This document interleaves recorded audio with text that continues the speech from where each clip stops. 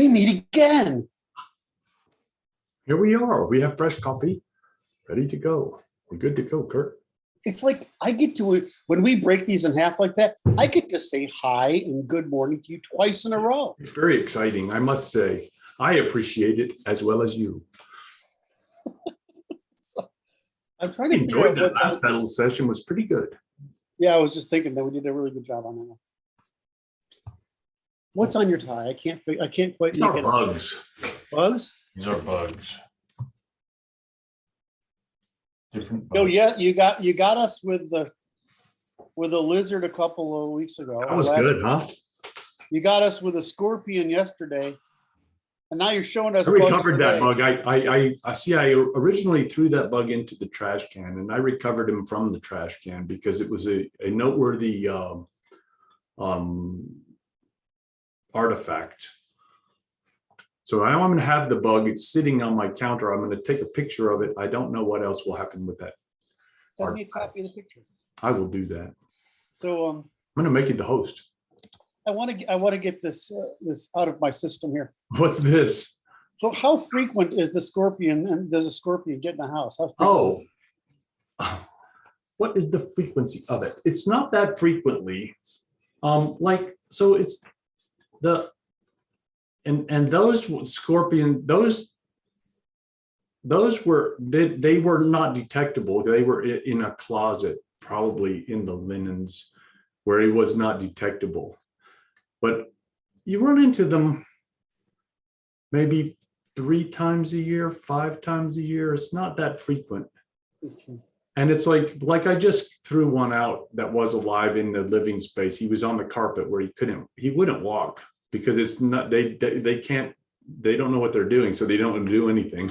So you just flick them into a cup and throw them out. Can they jump at all like smoke spiders? No. They're pretty quick walkers though. Mm-hmm. So they're not that. You just have to be careful if you're reaching underneath stones surfaces. They're in and around stone surfaces is where they like to be. Underneath pieces of wood, maybe. You know what I mean? How often have you been bitten? I've been hit 2 times. Yeah. And that's in 17 years, 16 years. Not frequently. What's amazing is the thing looks like a paisley when it's sitting wherever it is, and your mind is drawn to it. Your attention is immediately focused upon it if it's in the room with you, because your consciousness is just naturally attracted to that. It's just like, what? And you see him when he's just a little spot. He's not very big, but it is like we have prime yeah, it's deep. It's deep in here. You don't have to think about it much, man, because you're just like, oh, that guy makes me nervous. Okay. One of the major sex differences. What is? Sensitivity to spiders, snakes, and crawly things is higher women. And that's one of the detectable differences in sex differences. How so? Women are just more sensitive to. It's like anything else. They're more sensitive. Right, you're more threatened by it. I think it's more like we're more numb to it, and then they're more. Just like it's just a bug. It's just a thing. It's like, okay, deal with it. No, we just don't care about our feeling about it. We're going to deal with it. Yeah. Again, it's like everything else. Women gotta be worried about. I mean, if you take a 180-pound man and you give him a scratch, right? It's a lot different from you take a 11-pound child. That's right. That's a scratch. I mean, the women make perfect sense. That's right. You have to. Your microphone is too far away, I think. No, and the light isn't even on. Oh my! That's what was causing the problem the other day. Is the back was a little bit unplugged. Okay, now I got it. How's that? Much nicer. You see a little red light. Right? I do. I can see that. It's very exciting. It's like it's. Well, we got to talk about the news of the day. Oh, what news of the day that interests you? Oh, I'm kind of surprised. Musk bought Twitter. Yeah, that is going to be a watershed. And it's interesting because you can't create that thing from scratch. No, the network effect is too big. But the effect of if he does what he says he's going to do is going to be immense, and it will make the non-free speech platforms have to unconnect. I don't know how they could. I think it's enough. I mean, my argument would have been if we started over to do what I've done in Oversing, which is to collapse everything into Twitter. In other words, Twitter posts, Facebook posts, Medium posts, Quora posts, and Wikipedia posts. I would have said, you know, it's 4K no matter what you do, just put 4K in there. And all that you're doing is you're creating different criteria for what can be done in these different forums, and then just collapse all speech into that, eventually add a video system like for YouTube. And now you've got, you know, free speech across the publication spectrum, right? Which is, I mean, people don't really, I mean, this is the stupid thing, is that the only expense, this is really stupid technology behind Twitter and I mean, all these things, right? It's Basic. Dumb, basic technology. The only thing you can do to make it better is you use what's essentially multiple indexes, right? To make content readily available to you. Because, and even that is 90% of that's trying to figure out what to put in the feed. What right? kind of, I did, that was garbled. 90% of the work is what do I put in your feed? Right. And that's, even that algorithm is stupid, right? I mean, they're all simple. What's hard is YouTube, because all the freaking resolutions, you got to turn this. I mean, there's just so much going on to stream a YouTube video across inconsistent. I mean, the quality of YouTube is amazing to me, right? I had a guy, one of my dev lead was one of the guys that worked on, I won't tell you which name, one of the premier porn streaming sites, obviously Russian.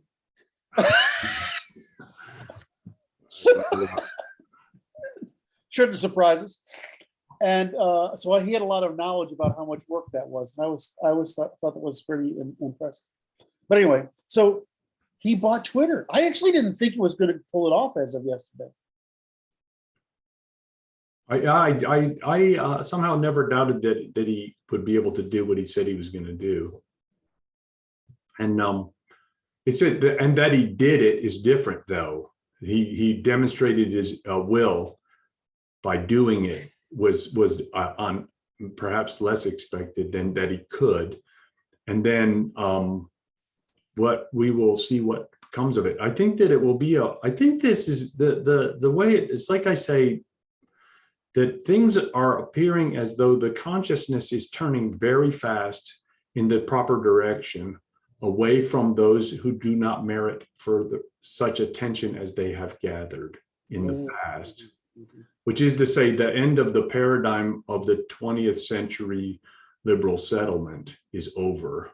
And it's the people will, the vested interests of that established order are going to fight tooth and nail, even though they've already lost. And it goes to the socialists with Glenn Beck. They know they've lost, and they are duty bound to try to make it work their way, even if it is ridiculous what they do, up to and including nuclear war, I'm afraid. You know, I'm just thinking of what would I do, right, if I had to take over Twitter? Because you've got to get a management team in there and a board. You don't really need a board of the private company. He's going to use a board because he's got too many other things. So you're gonna have to put a management team together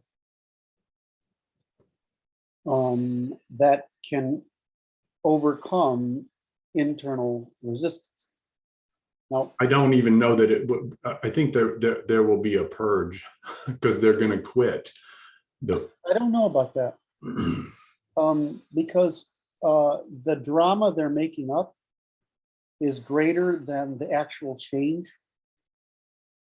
In other words, there's a certain group of people in these organizations right? And of course, Twitter, like any public speech forum, attracts the feminine mind, right? Attracts gossips and social constructionists.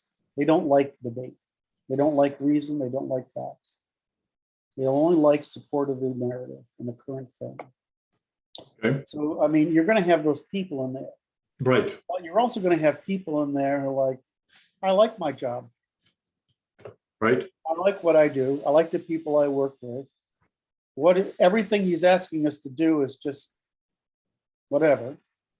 And frankly, I got to get across. How many people work at Twitter? It's not that many. I don't know. You look that up. I'm looking. It's not a hard technology.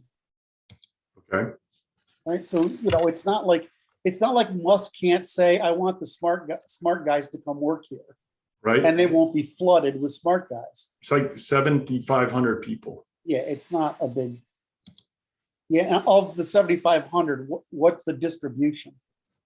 Right. Right. I mean, how many of those people are in HR? So I just meant, so I had to get that out there. That was a cruel dig, man. Just to get a laugh out of me. That was rude. And wait, so you're sorry so that it sounds like you care. No, because it would be too disingenuous. I'm not willing to go to that length. Jesus Christ. Anyway, so he did it. Wait a minute. I want everybody to know that was very good for me to get a belly laugh. That's good for me. Laughter is great medicine, my friends. Oh, Lord. What a world, huh? It is an interesting world. But so the other news is that Marine Le Pen is said to have lost the French election. And by all reckoning, she did by virtue of who counted, I presume. I don't know if it's true or not. I don't trust anybody who counts the votes in. I don't trust anything anymore either. I didn't expect her to win, by the way. But I expected it to be closer. So it really bothers me. What? Then it bothers me for the same reason our last election bothers me. Fraud? Well, is that what you mean? Sounds like you just said it, but that which is not spoken, right? With it's like this. There's the movie, which I will plug now. I have no commercial interest in it, so that you know, called 2,000 Mules by Dinesh D'Souza on the last election, which it's quite fascinating because they did that movie is a documentary about they use cell phones to track people's behavior. I absolutely know. I absolutely agree that there was fraud. I absolutely agree that there was fraud in those places that was obvious there was fraud. Right. What I don't know is how that conspiracy was created, and if that conspiracy went into the Soros organization that produces the machines that altered the data. In other words, it's one thing to stuff ballot boxes, long tradition. We've been dealing with this for 2,500 years. As long as there have been ballot boxes, right? That's right. But I mean, if you're talking about a real conspiracy, right? A conspiracy of people to do something as sophisticated as alter voting machines, that really bothers me. That would be we'd have to go start hanging people. We're in agreement. But if it's just, the left is doing what they always do. They lie, cheat, scheme, and stuff ballot boxes. I know. This was yeah. And they justify it. Because all the people like me who agree with me, because I'm a victim of false consensus bias, would vote. Dude, the point is, it's a privilege you vote. You're not voting because you're competent.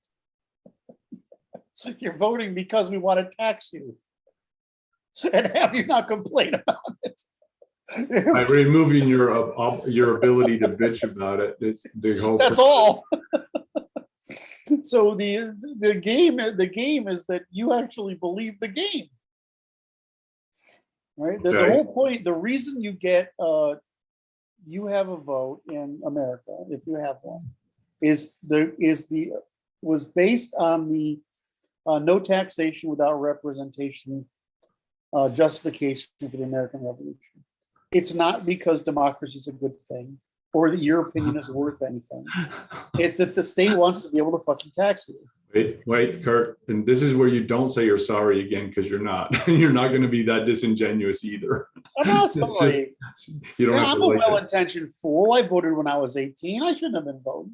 I didn't have the knowledge to vote. I understand you. And I appreciate that. You know what I mean? No, so this is interesting because How do you- Zuckerberg gave a lot of money out that was used in ways that he admitted was I don't know not. what you're talking about. Who?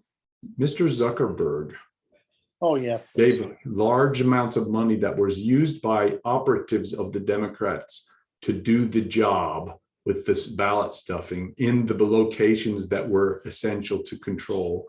And he knows it because he said that he will not give any more money this season, because he knows that his money was used for wrongdoing. That's an admission of guilt, in my opinion. Well, I mean, He knows that he gave his money and the people who used it spent it in ways that were right, but it's not, he's another well-meaning fool, right? He didn't know. Call him what didn't you know that will. was going to be abused. Should I be calmly sitting here while you call him names? I don't think it's an insult to call someone a well-meaning fool. Oh, I understand. I just call it name calling. I didn't say it was bad. It's a description. You're I'm not well-meaning, in and argument. you don't know any better. Right? I I mean, just it's called him just a Mr. fact. Zuckerberg because that's Well, as neutral as I can be. Do to Zuckerberg. What's that?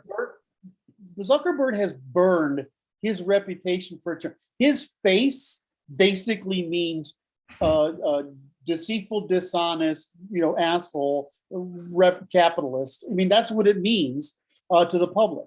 He did it's like, when I tell people about this all the time, but I mean, we know it was an open secret at Microsoft. The more advertising we did, the worse the public thought of us.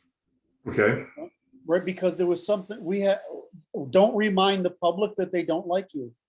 Right. Stop flying that flag. It's bad. Right. The Jolly Rogers has to come down. Right. Stop it. Shut up. Right. And of course, if you understand the incentives in the company, those two things are in conflict.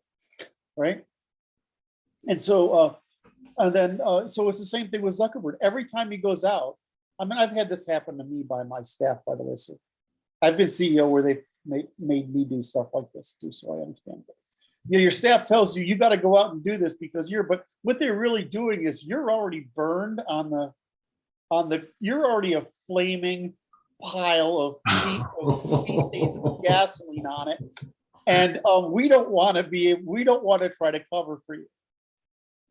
You're on your own, buddy. He goes out and he talks about Meta, right? I mean, does anybody not laugh like hell at the very concept of it? Who wants to have anything to do with it, right? And who wants anything to do with him? And he's persona non grata. It is interesting. It's quite interesting how he. I mean, he must be providing some service to somebody. Do you know what I mean? Or is it like inertial, the inertia of the platform, The platform was a great idea. You took email to the next level. Right. That's all it is. Right. I mean, and the problem with email is there's no universal directory. So we created a universal directory for email that actually told us what was going on outside our, the orders of magnitude, levels of indirection behind our direct sphere, right? Right. But it's just email, right? Right. So, and then he figured out how to monetize it by advertising, and that advertising took advantage of the fact that just like Google made it possible for people to not have to pay exorbitant prices to get into the yellow pages, right? They replaced the yellow pages, and frankly, you could get in there for nothing. right? Your yellow page ads now cost nothing. You get to control them, whatever. Now, if you want to raise the rankings, right? But you don't even have to. Other people do that for you in order to get clicks to click through to you. So, I mean, so Google improved yellow pages. Facebook improved email, and in doing so, they made a vehicle for local newspaper ads, which is for small SMB. So I mean, it's fantastic. I mean, the problem that we got from Google was they asked us back in the day, was it Google or Alta Vista? It was Google. We can't get major brands to advertise. I'm like, of course you can't. Why are you trying to figure this out? Coca-Cola is not going to advertise on Google. I mean, it makes no fucking sense, right? So this is like the legacy media, the newspapers are dying, and this is part of the 20th century. This a digital revolution is part of the end of this paradigm of the 20th century. I think you're trying to say something, and I didn't know which thing. So try that again. It's like the digital revolution is the end of the 20th century paradigm, and it is the centralization and the newspapers and the mass media, and so even the central government appears to be faltering here. Well, I mean, the history of man is the shrinking of distances, and information is the last distance to shrink. It's shrinking so fast. I mean, you're in freaking the other side of the country, right? And we do this, 3 days a week? Yes. Right? I mean, so crazy. It's crazy. And Zoom has been like, this is the reason I look at Facebook and I say, you're crazy. We're on the platform that could eat Facebook, and they won't do it. And I can't figure out why. What do you mean? Primacy of video is more important than privacy of text. Primacy of text, right? I mean, it's just more. So the thing is, if you want to wipe out Facebook, provide a vehicle that's actually more valuable. Right. Facebook keeps trying to add this underneath their platform instead of the other way around. You know, but they don't want to. Yeah, I don't want. All you got to do, you take this thing and they just build out all the business services, right? This thing, build all the business services. I mean, my product does that. It just doesn't have the video, right? I mean, if my product had video, it would be what I'm talking about, right? But then, you know, the problem with Facebook is that they're stuck in their paradigm, and their revenue stream is based on advertising rather than diversifying. And every time they try to diversify, they do such a shit job that it fails. And this is because companies do that. I mean, Microsoft's legendary. We need synergy between our brands. No, you fucking don't. You need a brand to go kick ass in the market, regardless of any other. Right. It's like just a boat, man. There's nothing else. And if you don't like the money spent on it, spin it off, create it as a new company, and do it that way, and benefit, you know, a new group of shareholders. But you don't. I mean, it's another version of the innovator's dilemma, right? It's like, and we need synergy, and marketers do this all the time. I mean, I can't. There's meetings where you want to walk out of. Wait, this is a intern. You figured this out when you're an intern. You pretend your pager. You just pretend your pager goes off and you leave. As a guy who gets paid just absurd amounts of money for his you can't leave. You can't leave. And you're like, these people, right? And then the problem is, you get to a place like Microsoft, which has this. They've been so successful that the people in it think they matter, when it's just the momentum of the network effect, right? They're actually not good at their jobs, right? But I mean, they're not smart enough to figure it out. It's like the Peter principle. Right. It's like we used to joke, I can't remember the guy's name. I tell this story pretty often, so it's probably getting old, but it was like, the problem we can't develop any other big companies in Seattle is because Microsoft produces so many marketers that are negative indicators. In other words, if you succeeded at marketing in Microsoft, that means you're bad at marketing. I mean, only a person that bad at marketing would rise the ranks in a company that has a negative reputation in the marketplace. And I was like, I hate that that's true. But, it's like Boeing does certain things to Seattle, right? Right. It's like Boeing buys toilet paper by the same rules they buy aircraft parts. It's like, it's like we talk about governments buying wrenches that cost it's the same problem, right? So the company culture doesn't know how to regulate itself to the risk or opportunity. Well, Microsoft marketing used to kill me. My favorite stupid thing that I should talk evil about him, but I can't help myself. Anyway, the stupid thing they did, I'm going to take a name out of it. Right. No names. These loser CEO made is that after Gates. Gates had spent all the time building this huge network of evangelists. Okay. Right. And so if they wanted to do something, they would bring us in from all over the world. Right. I can't tell you how many of those meetings I've been in. Right. Because you're an influencer. Now they called it an evangelist back then, right? But it was an influencer. So Microsoft, and this was Gates, right? He was great at it. He's like, you got to get those guys. It's like the PC business. You got to get the gamers, right? Because they're the guys that make all the advancements, right? Mm-hmm.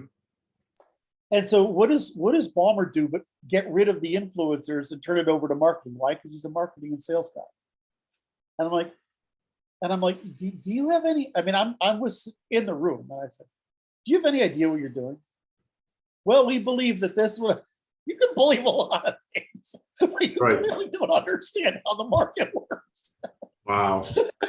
Wow. I remember walking up. It's like the guy who went over to Nokia that used to run Office, right? I was having lunch with him, and I'm like, and I'm realizing during discussion, he's too stupid to talk to.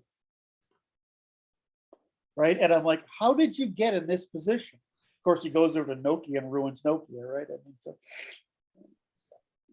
this is what I mean. There are meetings you want to walk out of. You just can't believe it. Can't believe it. And I'm not like, it's not like I have like some big consulting firm, it's not like I have Boston Consulting or right behind me, right? I'm a 1,000-person company, right? I mean, $100 million business, right?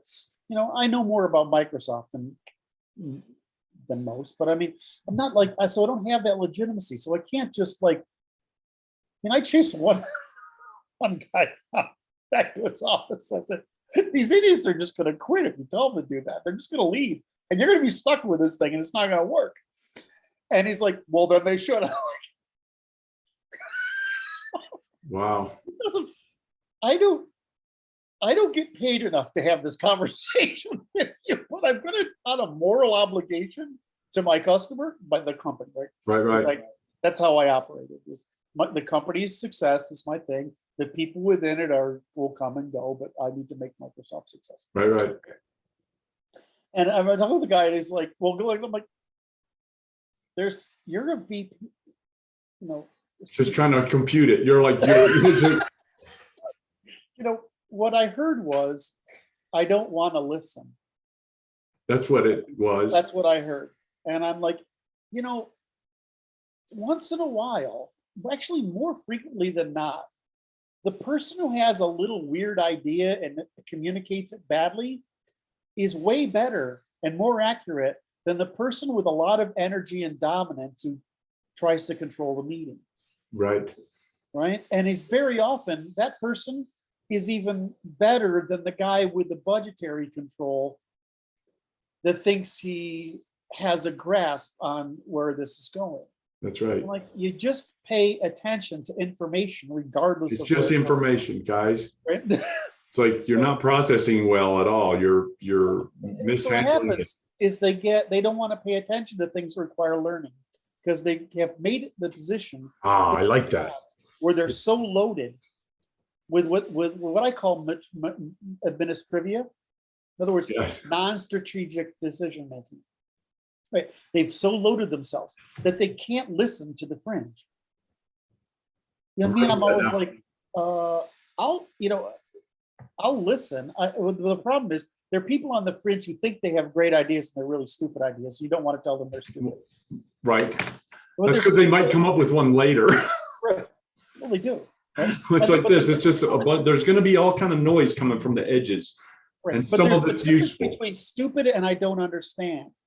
The trick is you don't ignore the I don't understand. Right? When you, it's like, this isn't, something's here. You exhaust that opportunity, right? Right. The guy I'm thinking about committed suicide, by the way. That's how upset he was. Committed suicide. Very talented, very smart, very talented guy. Ended up committing suicide not long after. And I'm like, this guy he's actually right, you know. Right? This guy, he's right. And you guys are wrong. Because I'm not this guy, right? I don't have an authority behind me. And these people don't actually have the knowledge to understand what this guy is saying. It's like you just want to leave the meeting, right? You want to do the moral thing, but at some point you walk away. So this is the problem in most businesses: is that organizations stop trying to do the moral thing because people give up. Okay, this is ossification. It's a rent-seeking kind of problem. I like tying this back to the neural parsimony, and the it's tie it back to the first principles of human behavior, because it goes to the issues that we're facing as a society writ large, which is that there's people are they're well sitting essentially then. Right. What they do is they continually decrease their responsibility to the point at which they're the only ones who determine what they're responsible for. That's the actual algorithm. Right. So this is another way of saying work expands to fill all available time. Right. But the negative version of that is that people evade responsibility to the point at which they are the only one determining what they're responsible for. That's pretty impressive. To be able to do that, because it's like you'll do it to the maximum extent possible, but it's like, okay, it's a few people can rise to the occasion to do it well. And so the problem is that there's responsibilities that are task oriented, there are responsibilities that are goal oriented, and then in the abstract there's responsibilities of moral. Yes. And so the problem is that people think about moral things external to the business, and they feel about bringing that into the workplace, but they don't sit there and say what's moral within the business, right? And it's like, so the moral thing is I need to exhaust my ability, I need to exhaust my opportunity for taking responsibility for fixing something that might harm the company. Right. That's what you're trying to get. That will be the optimum agency. Yeah. Right. Now the people need to be, if the person goes to you and comes to me, or on this, if you'll see it, and says, this is bothering me, then you thank them. Yes. Right. You said that was a great idea. That means you're a good person. Thank you very much. You're the best. So, and then you take the time to explain. I can't tell enough how much time I spend teaching staff. I call it management by walking around, but I'm just basically teaching. And why that matters. And a lot of guys, they think this task completion matters. If it's a task that can be completed and you're an executive, someone else should be doing it. Right. Like, you should be training someone to do it. Right. So I can't tell you how many companies I've looked at buying where the CEO has made himself the COO, and that's the problem. Right? He's doing so many things that now this is what they do, right? People do that, and then they extract so much money themselves, they can't afford to bring on that guy. And so they actually prison themselves and, It's whatever number of $1 million that person can do, right? And I'm like, of course, blame me for trying to do what I do, but I mean, I'm like, if I can get rid of a responsibility, I'm going to. There's only three things that matter. How do I grow the business? How do I get a customer? Right. So how to grow the business, which is how do I get a customer? How do I get talent? And how do I educate this team so that it can double the business? I mean, there's three things there. And then everybody else, as far as I'm concerned, that's what a CEO does. If you're doing something else, Right. you're not. Right? And it's just, and I shouldn't, I never think about this stuff anymore. Right? My head hasn't been in how do I acquire a company, whatever. I've Oh, yeah. been out of the game for long enough that I've sort of distanced myself from it. But I just went through a flood in my mind of conversations I've had with all these companies I've tried to buy. And I'm like, I can't do anything with you. Right. And then you get the young guys. They're the ones that are pretty good. Right? They know something's wrong. And what's wrong is they're afraid to spend money on sales. Okay. Right? Because the size of the organization they have isn't large enough to afford a salesman competent to sell their product. Right. Right. And so that's just money. Yes. Scale, right. I can solve that problem. So most companies I try to buy is where I can fix the problem, right, with legitimacy and cash. Right. And then profit, we just get, because Jim and I are operation guys, you'll make a profit. We will make sure you make a profit because we will know everything before you do. I like that. I'm sorry, I didn't mean to go on a. I know, yeah, you hit a different play button than I was anticipating. Now, here's the issue. Now, I've got to. I don't actually like going there.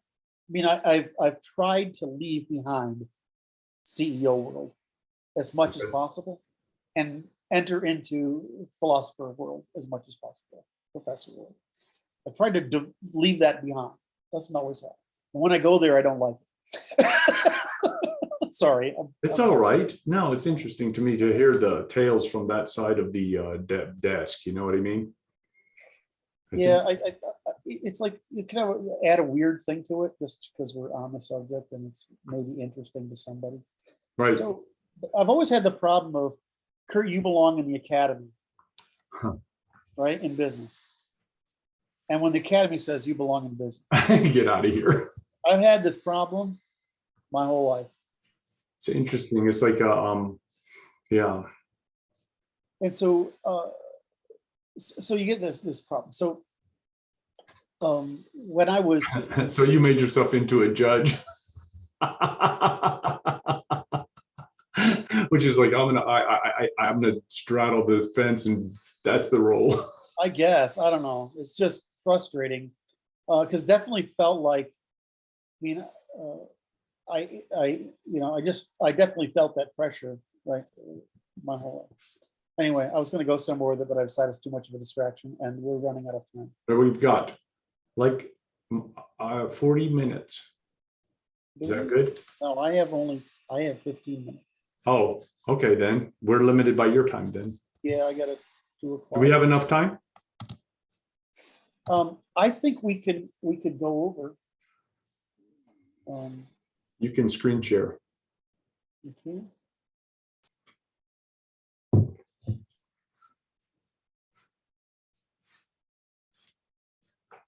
I'm going to skip over that. I try to avoid Brad landmines when we have only 20 minutes, because then I'll have to, because when I hit one of those, I got to prevaricate for 20 minutes. Oh, okay. I'll reduce my sensitivity as well. I like the word administrivia.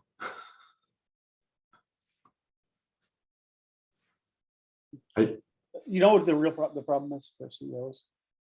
This is a problem you get into, and I got it. I definitely, I know all my flaws painfully, so the problem with that is that the feedback loop for success as a CEO is very frustrating, right? I mean, the things you do may not play out for 2 or 3 years. It's so frustrating.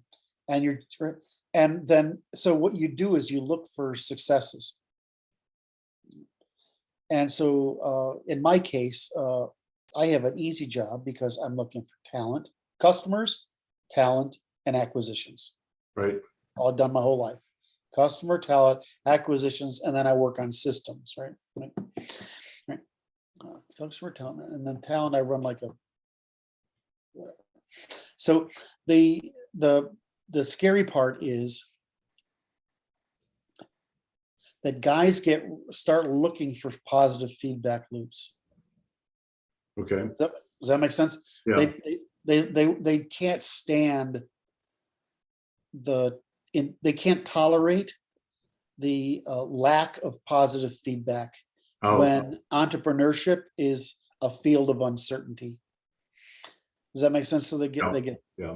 Believe it or not, this is going to play into the topic we're going to talk about. Beautiful. I knew that I'm like, I can spin this there. I can spin that in. Anyway, so the problem is we want mindfulness. Right. And so we will seek mindfulness, and we will find a mindfulness that we believe is beneficial. So it shows up everywhere in life, right? It shows up in a resistance to evolutionary adaptation. It shows up in a resistance to all kinds of work. My computer just timed out on me. So it shows up everywhere. Well, so we're going to talk about why is it that we need religion, mythology. In other words, so I got to log this in again so I don't lose what we've been typing, and then I'll just come back. Right. So this is important. What we just discovered, what we just went through, was how civilizations develop group evolutionary strategies. That's too positive sounding. It's like how they group evolutionary strategy developed within the civilization. Correct. I'm having a technical problem. As a deterministic function. Correct. I said the civilization has one because it needs one. It needs one, and this is the criteria for it. The criteria for it, in other words, it needs to find a means of cooperation, right? The group needs to find rules of cooperation. There we go. Right. So it's like a normative function within the civilization. Correct. Now, the problem is we aren't talking, that's talking about what the civilization needs as a group. But we didn't talk about what the individual needs within that civilization. So what happens as the sphere of cooperation increases, the population of that sphere, the divisions of labor increases. Right. What's our relevance? Oh, you're diminishing yourself. Right. And so we develop a sense of alienation as we move from yes, group to group or pack to tribe right. to polity to nation. Right. We become anonymous. Depersonalization, right. Right. And moreover, what's happening is the hierarchy is developing, and we become aware of our position in the hierarchy, which we interpret wrongly as lower status, or we interpret it wrongly as lower value. Right. That's right. That's right. That's right. It goes to, yeah, I'm sorry. As long as you're holding responsibility, you're adding value. That's it's right. It's not complicated. Right. No, and I tell people this, and it's because it's so much of life is mental. It's a psychological game, and it is. There's nothing wrong with you is the message that I like to give my patients, and you have to be careful because the doctor will convince you there's something wrong with you because he has to say there's something wrong with you because of administrivia. Correct. That's all, and your status is sufficient.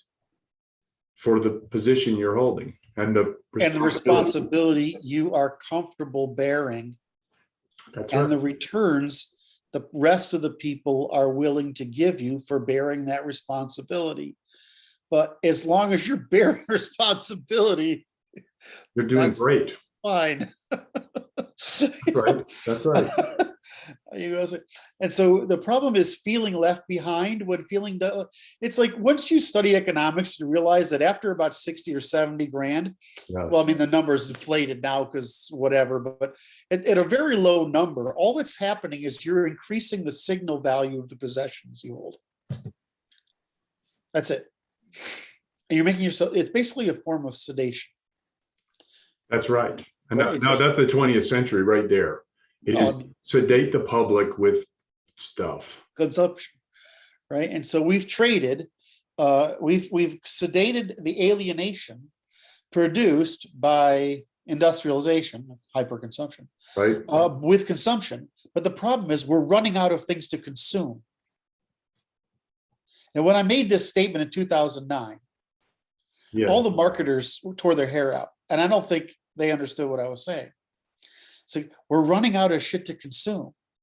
Your ability to sell, we think of as the middle class vision of luxury, is evaporating because we're running out of things that you can demonstrate your virtues with by consumption. And so what people are going to do is they're going to seek identities. Okay. That have physical consumptions, which is what they did. What does that mean by that? Identities. If you can't buy it, you can't buy into an aspirational identity, joining the middle class, which is what most of the 20th century was about. Then what are you going to buy into? What are you going to work toward? Okay. What are you going to provide positive feedback to yours? You're going to pick an identity. Really what you're going to do is the way I described it is you're going to pick a set of tarot cards of identity. Okay. And say, this is my identity is this set of tarot cards. Okay. And you're going to invest in that. What is The it? difference is that investing in a middle class consumption is unifying. Investing in identities is disunifying. Okay, so identities being like tribalism, or think of it as I'm an environmentalist. Simple stuff would environmentalist, join the goth movement, join the hippie movement, right? Okay, I see. These are identities. These are things that you can pursue and feel like you can obtain in order to obtain self-image. So it's a personification, something you personify. So it's not just that societies need this. In other words, it's not just that we need people to train people into a group evolutionary strategy. And we need all the institutions to reinforce it, Yes. to preserve that metaphysics that's unstated. We also need to do it because otherwise the computational necessity of trying to evaluate yourself as you increasingly are alienated is overwhelmingly negative. Okay. All right. So people need mindfulness. Religions not only consist a system of measurement, but they satisfy the demand for mindfulness. Okay. And so people are trying to seek mindfulness through competing identities right now. And these identities are not demonstrable except by social construction. And social construction is being destroyed by intercompetition between social constructions. I think that's maybe too deep. Is that too deep? No, I'm just writing it down because it's correct. Social constructionism is the identity, the fragmentation of the individuals in the society into identities is a social constructionism, and they're competing with each other and necessarily destructive of each other's in their spheres of influence. Right. So the problem is we don't have a baseline that facilitates, we don't have a metaphysics, a group evolutionary strategy, a system of institutions, laws, and arguments that facilitate the fact that we've exhausted the opportunity for obtaining middle class consumption as a standard of which we can all aspire to. And instead we've exhausted the opportunity for middle class virtue signaling by demonstrated consumption. And what we're doing now is we have no method of providing a moral framework, a means of, what do you call it, a means of mindfulness that satisfies this alienation. And instead, the competition between all these different factions is preventing the maturation of these identities into respect for one another's. Or it's like, I always say the Grateful Dead, the hippie thing, the goth thing. These are the musician thing, right? Just the artist thing. These are identities, right? And those identities are pursuable, but they're all positive. The problem is the enemy has brought in negative identities. Okay. Right. And so they built. Define that a little bit. Instead of I'm going to create something good, I'm going to rebel against what's bad. Okay. Negative I'm going to identity. manufacture bad. So it's like that is projection upon others. Correct. The negative. And so you get your sense of identity by tearing others down, versus you get your sense of identity by demonstrating some sort of excellence. And it's cheap to rally to bring others down. It's expensive to invest and invent a new excellence. Right. So it is. So it is. That's the anti-capitalist, anti-white, Yeah, exactly. patriarch. So it's it's just neural economy. It's just neural economy. Okay. And what we used to do is we used to prohibit people from via negativa signals and force people into via positiva signals. In other words, we used to prevent people from critique. Now what we've done is we've licensed critique and we've allowed it to become fashionable, instead of licensing creativity and allowing creativity to become fashionable. So that's why everything's getting worse, is because it's really cheap to sit back and critique and claim you're virtuous without actually doing anything, without actually learning anything, without actually adapting, without actually innovating. That's right. It's cheap virtue signaling. It's cheap, right? It's just like, it's like heroin is a fake high, right? It's just self-destructive. Right. All right. So if I've made my point, or at least I've come close to making my point, is that there are two sides to the civilizational coin. One is you have to make it possible for people to organize. Yes. And secondly, you have to make it tolerable for people to organize by that means, despite the fact that you're increasing alienation. Right. So what does standards of weights and measures do? Norms, traditions, values, whatever, is they produce the terms by which you can cooperate in large numbers while still hopefully providing respect. I mean, this is the caste system in India did this pretty well, right? The military does this really well. You're still valuable as long as you're doing your duty, right? I mean, that's the Western model. Right. Is the duty. Right. But that I'm missing my last closure point, which was that, let's see, you've got the civilization needs it, the person needs it. You're trying to maintain neural computability, which produces mindfulness, which is chemically produces a suppression of neuroticism, which makes you feel calm enough despite the chaos that you actually live in. So it's really, really simple sort of physics underneath it all, right? Just but the problem is that the closure point was that we're in a situation now where we haven't disposed of the old. We've come in with the new critique, and there's no method of mindfulness that we've produced, and no institutions that help mindfulness, despite the fact that diverging is happening, and it's okay that we're diverging. In other words, we're agrarianism is over, right? The constraints of agrarianism is over. We now want to explore the opportunities that are available to us. Those opportunities are naturally going to encourage us to explore our genetic interests. Our genetic interests are in the masculine, feminine overlap distribution. which would produce exactly what we see as demand for polities, commons, norms, traditions, and values that are less of a compromise between the masculine and feminine that was necessary under agrarianism. So we want to produce political systems, norms, traditions, values, social systems, whatever, that are suitable to our individuals and our groups.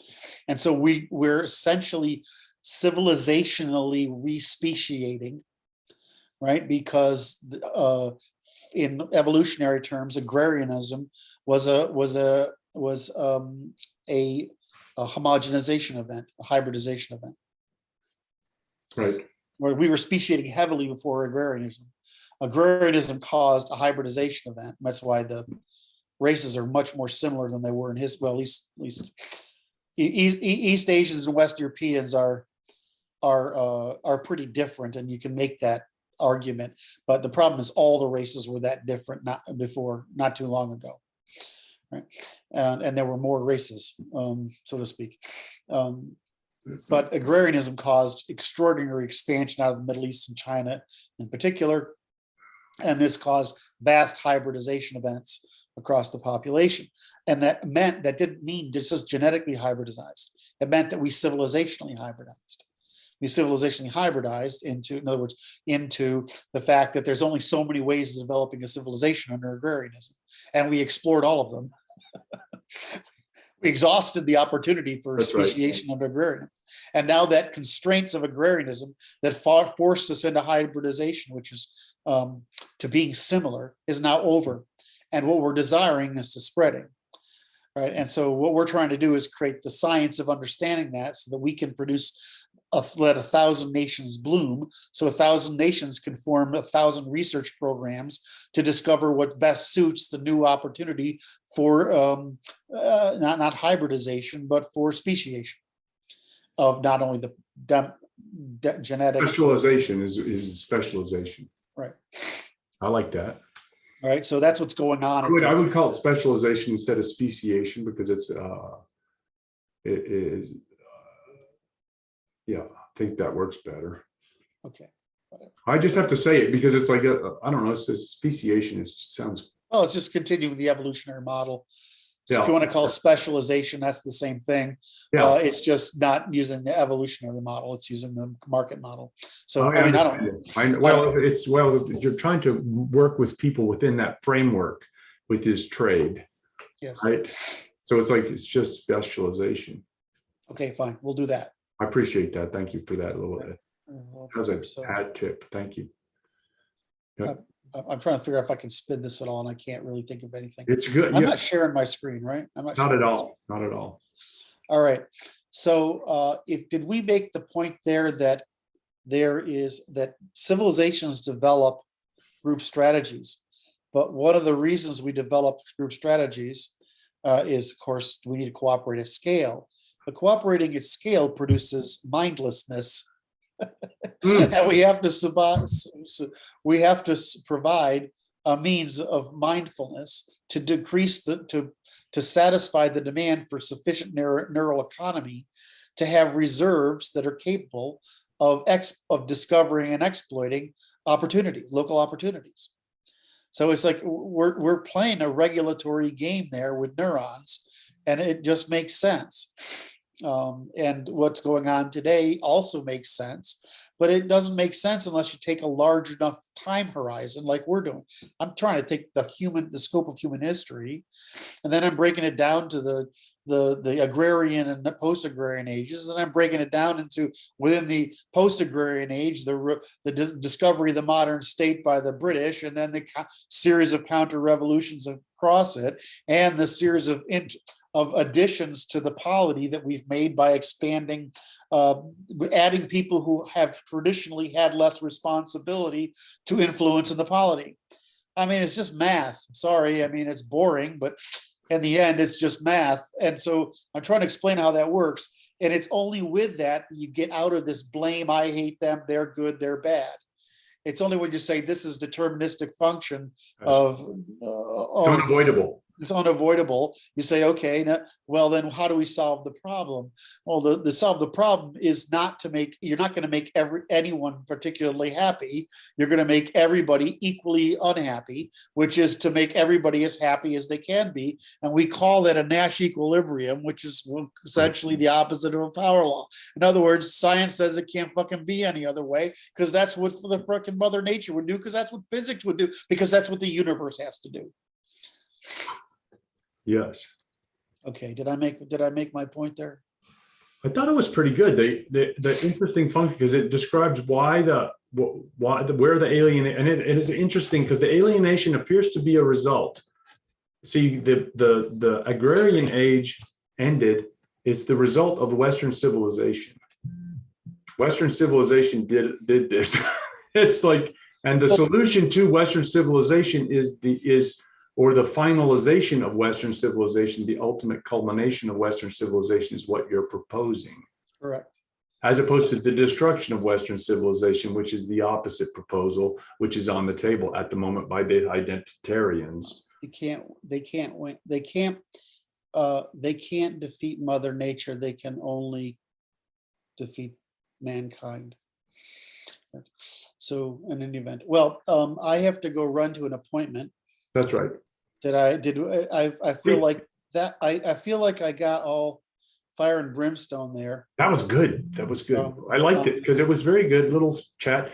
I forgot to tell the people to, hang on. Wait, hit like and subscribe and do that stuff and make some nice notes. Tell Kurt that he did a great job, because he did a great job. Just saying. I appreciate the opportunity, and I'll send you a copy of this. Thanks, boss. Love you, man. Talk to you later.